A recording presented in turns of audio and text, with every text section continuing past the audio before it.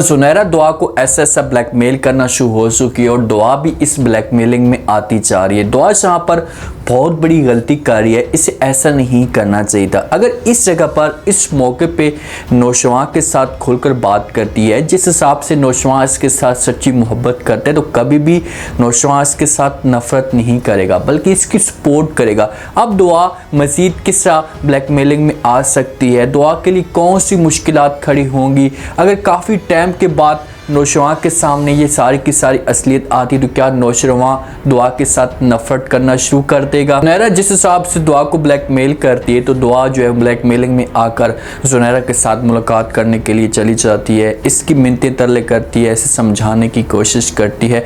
तो जुनैरा ये समझती कि भाई ये लड़की मुट्ठी में आना शुरू हो चुकी है। जहाँ पर दुआ को चाहिए था कि थोड़ा सा चढ़ाई करके इसके सामने बात करती, इसे बातें सुनाती कि भाई आप इस तरह की हरकतें ना करें, अगर नौजवान को पता चल गया तो आपके लिए मसला खड़ा हो जाएगा। तो जुनैरा डर जाती, वो ऐसी कोई भी बात या ऐसी हरकत ना करती, लेकिन दुआ का जो रवैया देखकर जुनैरा और भी ज़्यादा इसके ऊपर प्रेशर डालने की कोशिश करती है। नौजवान आता है, आकर दुआ को जो समझाने की कोशिश करता है और कहता है कि मैं जा रहा हूँ काम के सिलसिले में, आप ऐसा करेंगे गार्ड को साथ लेकर, काफ़ी सारी गाड़ी अपने साथ लेकर जाकर शॉपिंग कर लें, थोड़ा सा आपका जो माइंड होगा ये भी फ्रेश हो जाएगा। तो दुआ कहती है कि ठीक है। ये अपने गार्ड के साथ में बहुत सारी गाड़ियाँ होती हैं, ये जाती है शॉपिंग के लिए।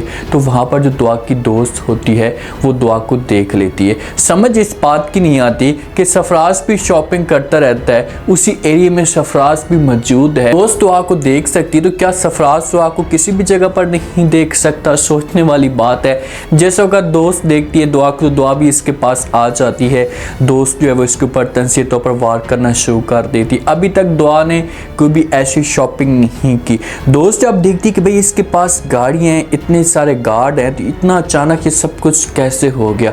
अब वो गलत नज़र से देख रही होती कि भाई दुआ ने कुछ गलत किया होगा, किसी ऐसे बंदे के पास होगी जो इसके ऊपर पैसा फेंक रहा होगा, इसी वजह से दुआ इतनी जल्दी तरक्की करना शुरू हो चुकी है। हालांकि दोस्त इसके पास आती, प्यार से बात करती, समझाने की कोशिश करती और इसे अच्छे रास्ते पे चलाती, ये तो और भी ज़्यादा इससे जेलस होना शुरू हो जाती और बातें करती और कहती कि जो लड़की अपने माँ बाप की इज़्ज़त को बर्बाद करके घर से भाग जाए, वो इतनी जल्दी तरक्की कैसे कर सकती है, वो रास्ते की धूल कैसे हो सकती है। जिस वक्त दुआ ये बात सुनती है तो वो गुस्से से आग बगोला हो जाती है, क्योंकि दुआ इसके पास एक उम्मीद लगा कर आई थी कि भाई मैं इसके साथ बात करूंगी, अपने माँ बाप का हाल हवाल पूछूंगी, फिजा के बारे में पूछूंगी, तो ये मुझे जवाब देगी। आगे से दुआ की जो दोस्त है इस हिसाब से बात करती है कि दुआ को सारी की सारी बातें भूल जाती हैं। दोस्त कहती है कि वो सरफराज ही था जिसके साथ तुम भाग कर गई थी।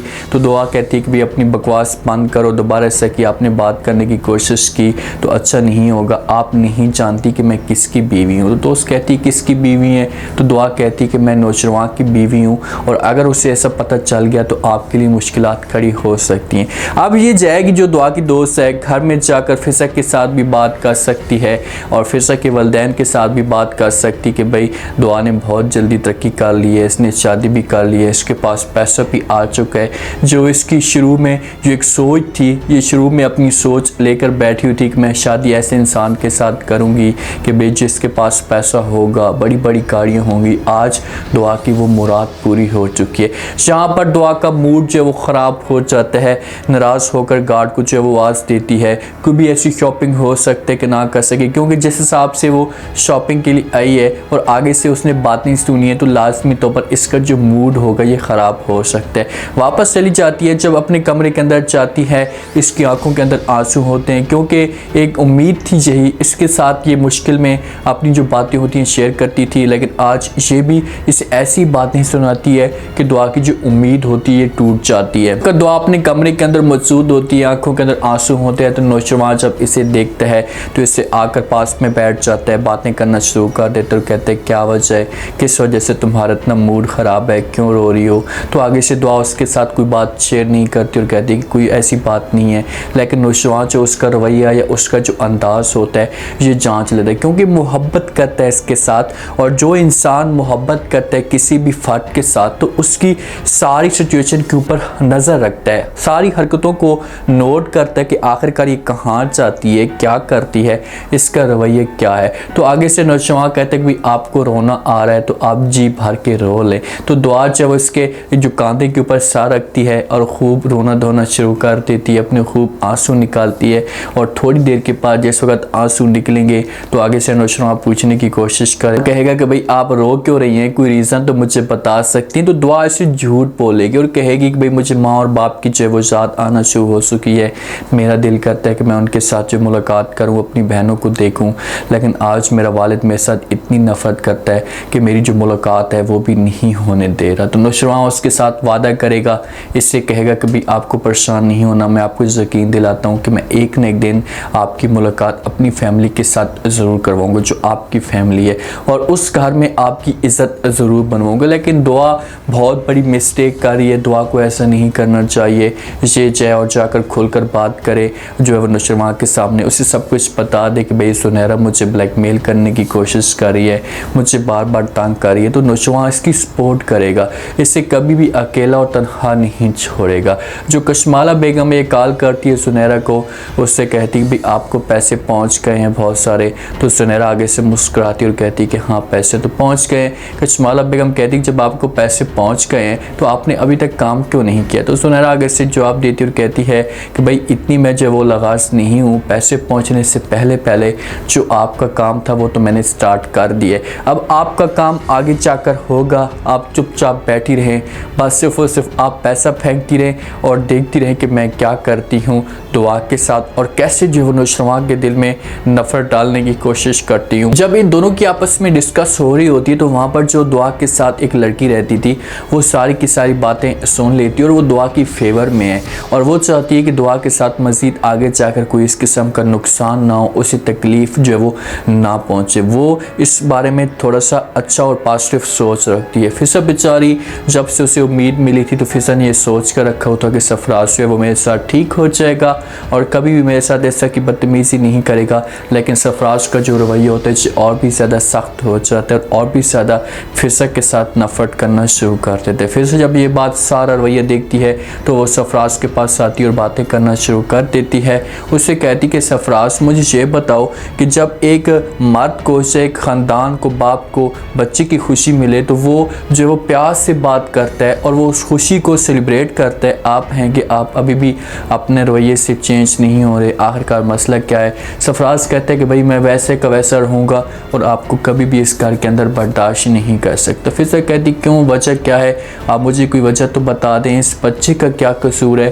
तो सरफराज कहेगा कि बस मैंने जो बात कहनी थी कह दी है, मैं अब तुम्हें कभी भी इस घर के अंदर जो वो एक्सेप्ट नहीं कर सकता। फिर साहब इस मामले पे अपसेट है कि यार मेरा जो बच्चा आया है, बच्चे के बाद भी सरफराज का रवैया चेंज नहीं हो रहा, तो इसके पीछे कोई ढकी छुपी बात बहुत बड़ी है, कोई बात ऐसी है जो सरफराज मेरे साथ शेयर नहीं कर रहा। कि दिमाग के अंदर भी कब से बातें जा रही हैं। आप देखते हैं कि फिजा क्या करती है और कैसे जो वो इस बात की खोज लगाने की कोशिश करती है और किसी किसी जो इसके सामने असलियत आती है। दुआ की जो दोस्त थी, जो दुआ के साथ रहती थी सुनहरा के घर में, तो वो सारी बातें जो वो दुआ को बता देती कॉल पे। उसे कहती है कि भाई दुआ आप सुनहरा के मामले में थोड़ा सा सीरियस हो जाएं, क्योंकि दुआ आगे से कहती है कि भाई मैंने सुनहरा की बातों को इतनी अहमियत नहीं देती, इतनी तरजीह नहीं देती।